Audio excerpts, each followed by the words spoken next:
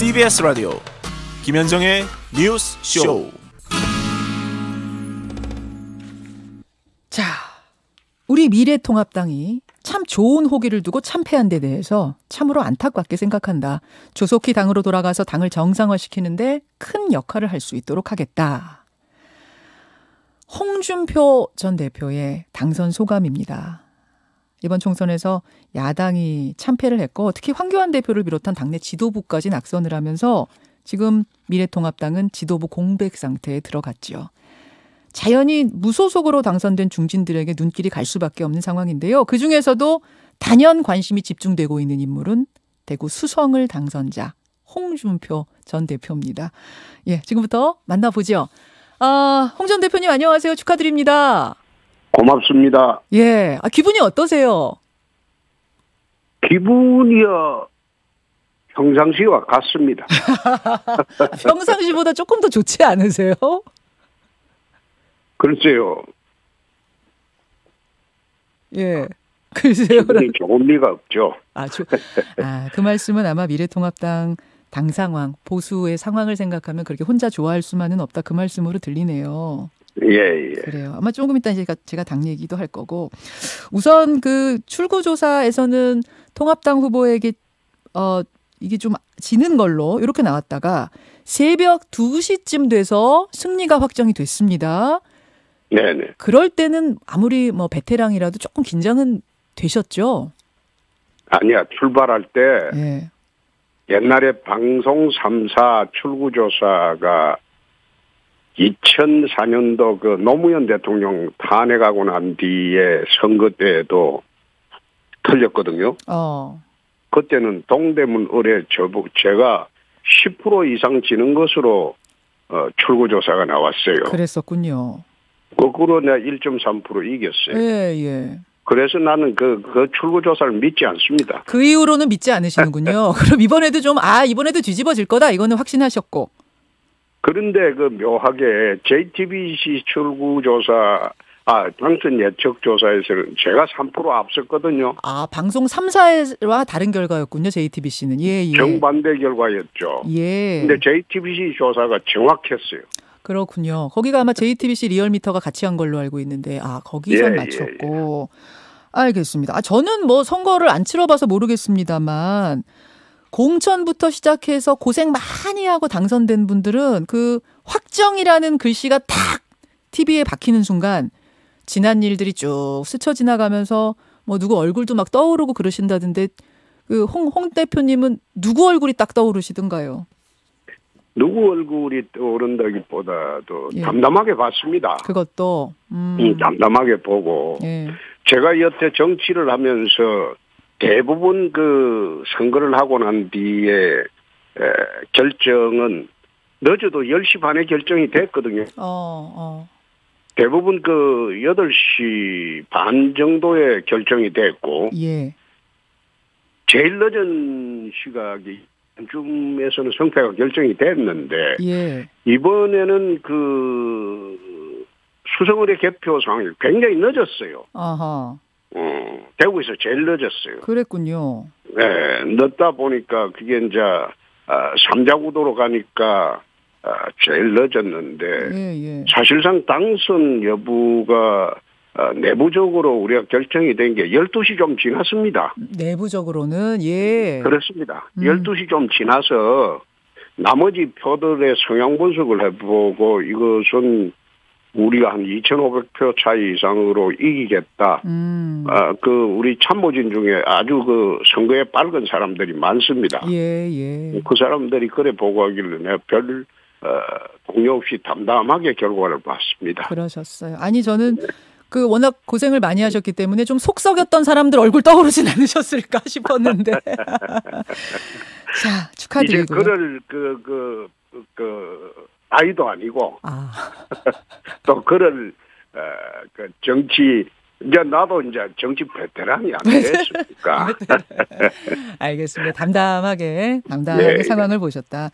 어쨌든 이제 뭐 우리 홍 대표 개인은 당선이 되셔서 기쁘지만 친정인 당의 상황이 사실은 말이 아니기 때문에 지금 기뻐도 크게 기뻐하지도 못하는 상황이라 그러셨어요. 어제 저희가 주호영 의원 인터뷰를 했습니다. 홍 대표님. 네, 네. 당이 찌그러졌다 이런 표현을 쓰시더라고요. 찌그러진 것 같다. 너무 마음이 아프다. 어떻게 바라보세요? 지금 당 상황을.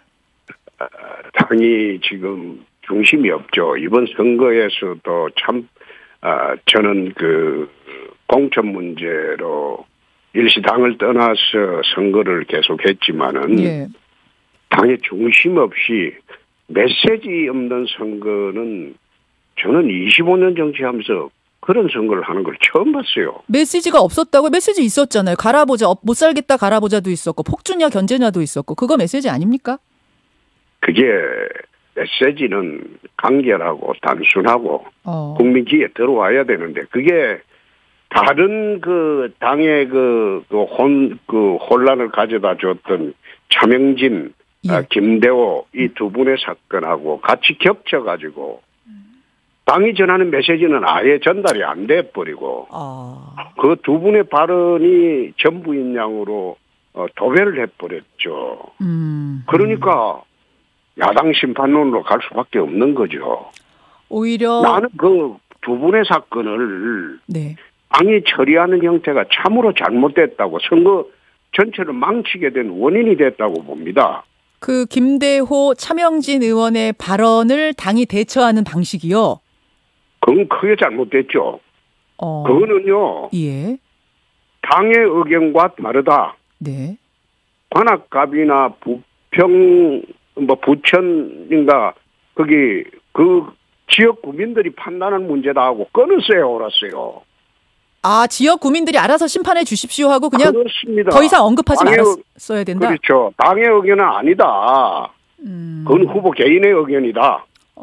당하고는 상관없다 하고 예초에 잘랐어요, 그런데 그걸 전부 가져와서 나는 그 정치 25년 하면서 선거 과정에 후보를 갖다가 그 제명 비슷하게 하는 걸 처음 봤어요. 그게 끊으려고 그랬던 거 아닐까? 김대호 후보 같은 그게 경우. 끔찍입니까? 선거 기간이 어디 2달이나 갑니까? 그게 지금 선거 기간이 우리나라 선거 기간이 13일이에요. 예.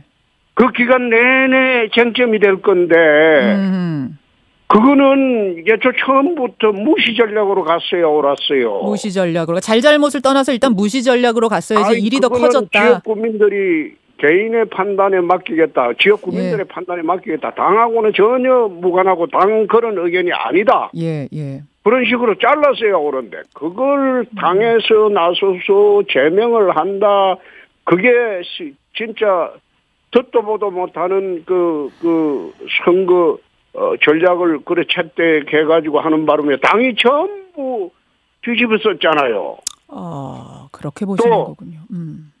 가처분으로 받아들여졌는데. 예. 처영진 후보. 우리 당 후보는 아니다. 네. 그런 식으로 말하는 그 당대표가 도대체 그게 선거 하루 전날이에요. 예. 응? 그거는 정치 초보생들이나 하는 그런 바보 같은 짓인데 그런 짓을 해놓고 어떻게 이기길 바랍니까? 정치 초보. 아니죠. 그러면 황교안 대표, 김종인 위원장 지금 두 분이 사실은 수장이었고 그 주도했던 분들인데 그 두 분이 너무 정치 초보처럼 이번에. 황교안 대표 문제죠. 황교안 대표 문제입니다. 네, 김종인 위원장이야 무슨 책임이 있습니까? 아무리 명장이더라도 예. 병사가 허약한 병사를 내세워서 전쟁이 되겠습니까? 김종인 위원장은 그 책임이 없죠. 그래요. 그분한테 무슨 책임을 묻겠어요? 김종인 위원장이 빨리 제명해라 뭐 이런 얘기를 하셨던 게 김종인 위원장도 같이 하셨던 것 같은데 황교안 대표와. 그것은 어떻게 이제 하셨는지는 잘 모르겠으되 가장 선거 참패의 원인은 첫째 막가는 공천을 했다. 막천이다. 그건 그래가지고 어떻게 국민들한테 이 사람 찍어주세요 할 수 있습니까?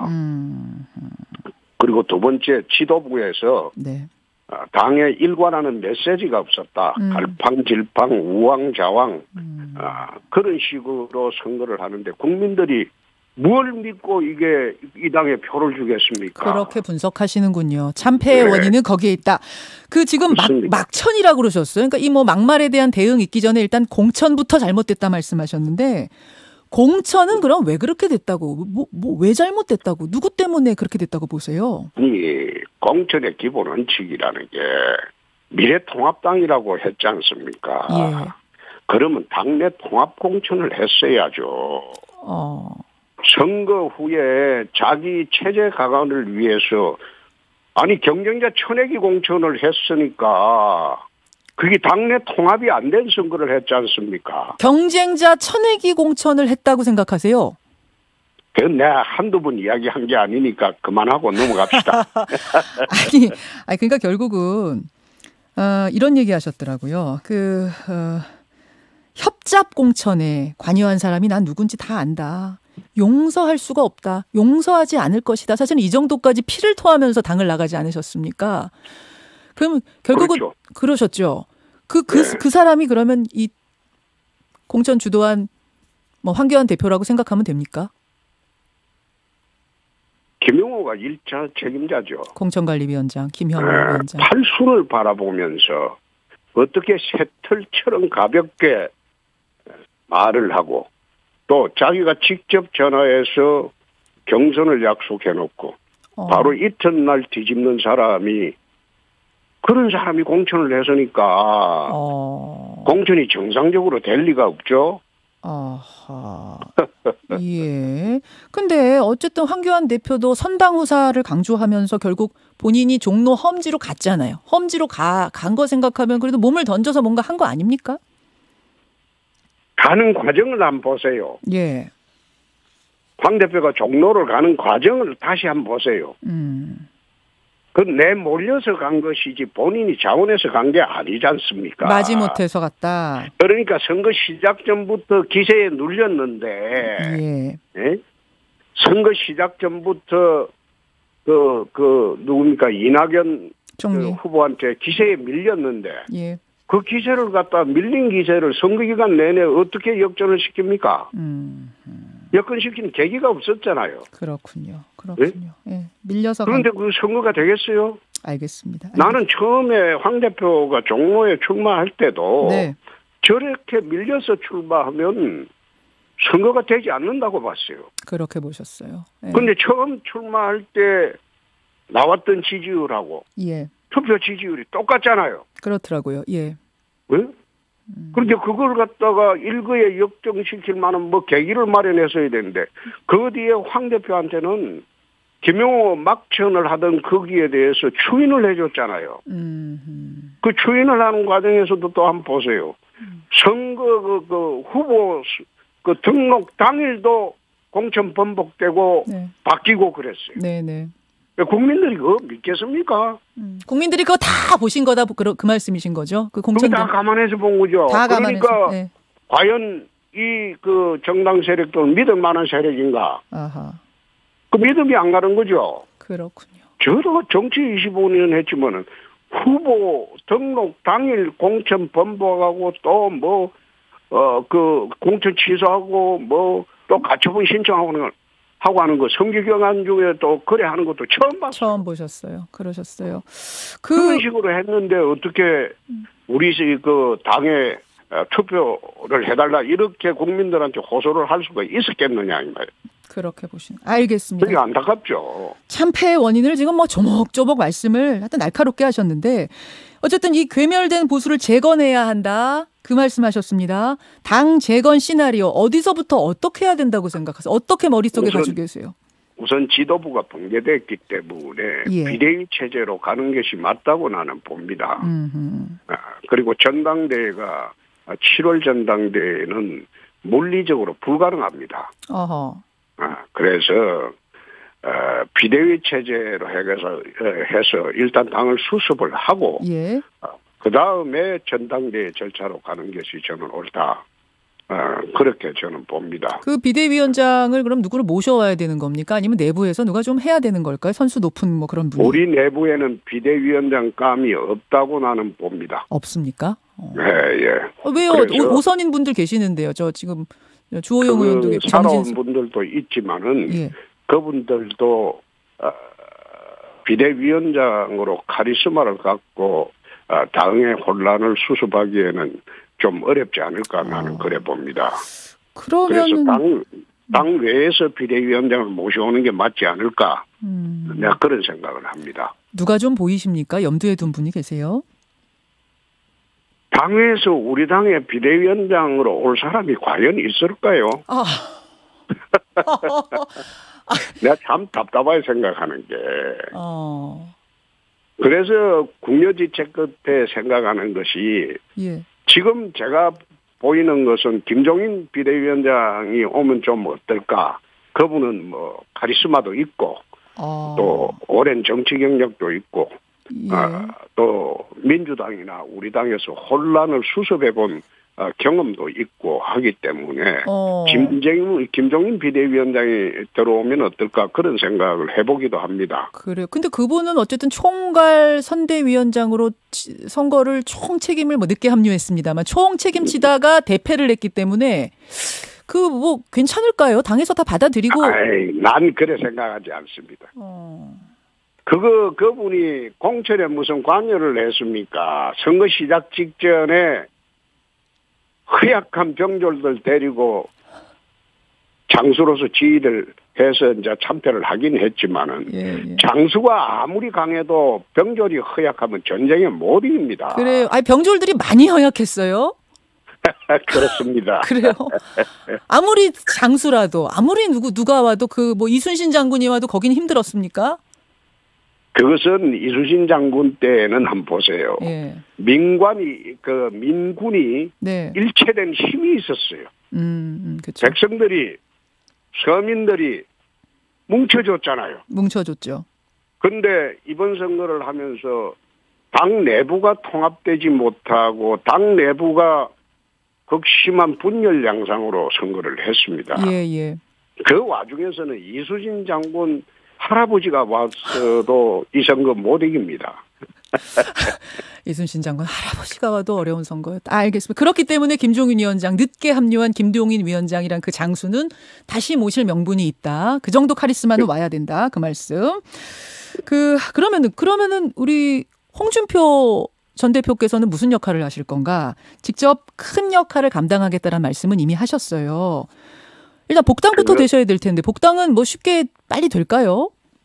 나는 거기는 그 질문을 아주 불쾌한 질문으로 무례하고 불쾌한 질문으로 받아들입니다. 그래요? 그 질문하지 마세요. 제가 왜 이 질문을 드렸냐면 홍 전 대표님. 됐어요. 그 질문하지 마세요. 이거는 내 소인배들하고 예. 논 얼박하기 싫으니까 그거는 질문하지 마세요. 알겠습니다. 제가 배경 설명만 하고 넘어갈게요. 지금 이제 소인배라고 하셨는데 배경 설명도 안 듣겠습니다. 안 들으셔도 괜찮아요. 청취자들한테만. 전화 끊습니다. 지금 이제 이 말씀을 불쾌해하시는 배경이 있다는 그 말씀이에요. 왜냐하면 당에서 그것은 불쾌하고 무례합니다. 그래요. 내가 25년 한 번도 떠나지 않았던 당입니다. 예. 당을 떠나지 않기 위해서 양산으로 지역구까지 옮겨서 타협을 제시하기도 했습니다. 예. 그런데 이 당을 내가 25년 지킨 사람을 어떻게 떠내기들이 들어와서 당 안방을 차지하고 주인을 내쫓으려고 합니까? 그리고도 또 주인을 갖다가 들어오지 못하게 한다? 도대체 그게 하고 무리합니까? 그러니까 그런 질문 하지 마세요. 알겠습니다. 질문 충분히 답이 된 것 같습니다. 이 부분에 대해선. 그러면 복당 후에 당에서의 역할이 궁금한데 일단 당권 도전은 나는 그건 내 관심사 아니다 그러셨네요.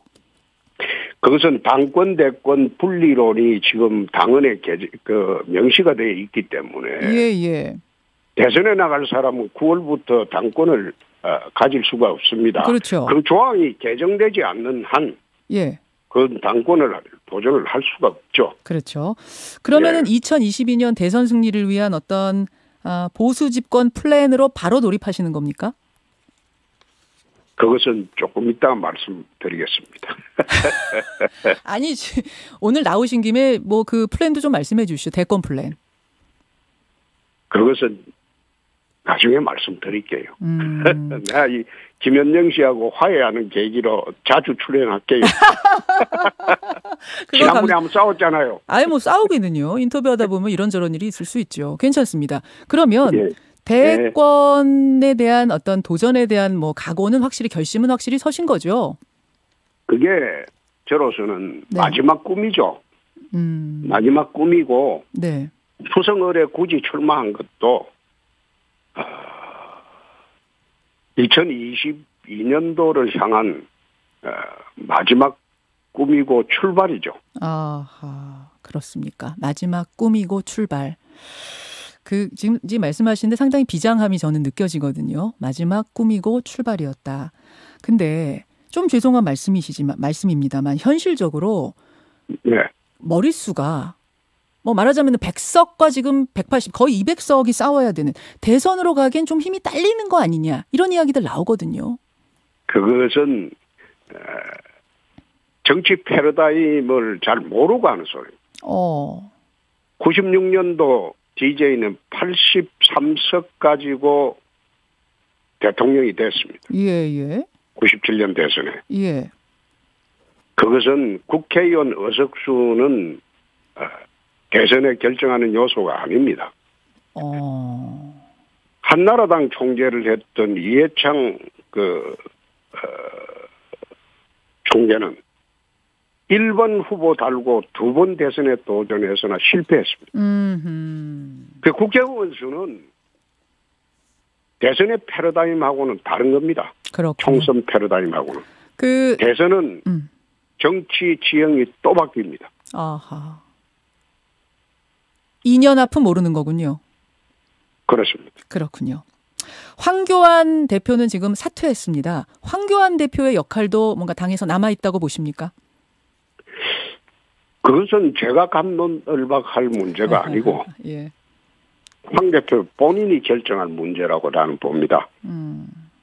알겠습니다. 요 질문도 하나 드릴게요. 지금 미래한국당, 위성정당인 미래한국당도 무려 19석이 나왔습니다. 전체가 이제 103석 중에 19석, 상당히 많은 표가 나왔는데 한 석만 더하면 원내교섭단체가 가능합니다.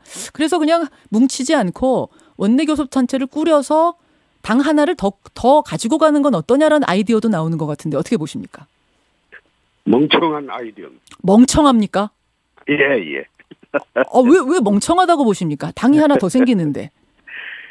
지금 우리가 힘을 합쳐도 거대 여당을 대적하기가 어려운데 또다시 분열하고자 하는 것은 조그만한 당의 권력 하나 차지하려고 하는 멍청한 아이디어다. 당이 통째로 망하는 아이디어다. 통째로 망하는 아이디어다. 그렇습니다. 알겠습니다. 아이고, 하여튼 홍준표 전 대표 다시 한번 당선 축하드리고요. 네네. 예, 자주 뵙겠습니다. 고맙습니다. 네. 오늘 고맙습니다. 네네. 예, 참 우여곡절 끝에 이번에 당선이 됐습니다. 대구 수성 을의 홍준표 무소속, 지금까지 무소속입니다. 홍준표 당선인이었습니다.